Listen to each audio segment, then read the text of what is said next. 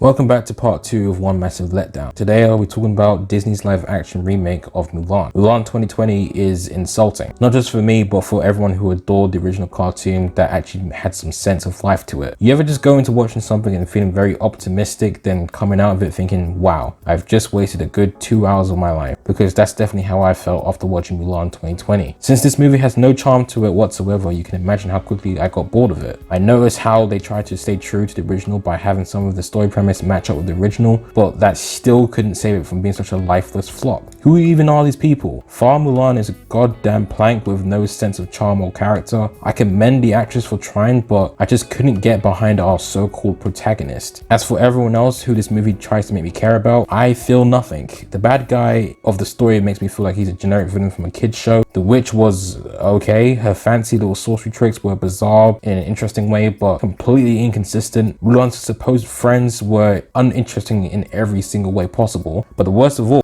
there's no Mushu. Yes, before this movie was even released, they revealed that they will be replacing Mushu the dragon with some random phoenix, and that will be acting as Mulan's guide and partly her motivation throughout the film. As always, I was skeptical as hell, but still wanted to see things through, and as you can imagine, just like this movie, that too was a mistake. It's as if Disney listened to the criticisms of last year's live action remake, The Lion King, and decided, let's take out the charm, the fun, the humor, the singing, and just a few bits of the original story and see what happens. I may be a fool for thinking this, but just like something else I put my faith in, this movie I had hope for. I really hoped this film would move past the Disney live action remake trope of being some meaningless cash grab, but no. Disney just wants to rehash your nostalgia for money, and it's honestly disappointing. A multi-billion-dollar company has to rely on its old classics rather than coming up with something new and inventive. So the question is, will Disney learn from this mistake? No. Why? Because if it ain't broke,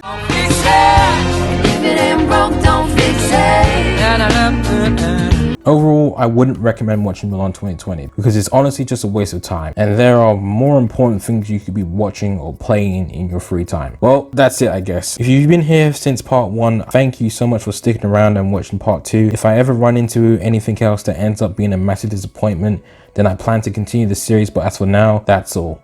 I have got a very special video coming up soonish and it will be anime related, so if you're interested, subscribe, and I'll see you next time.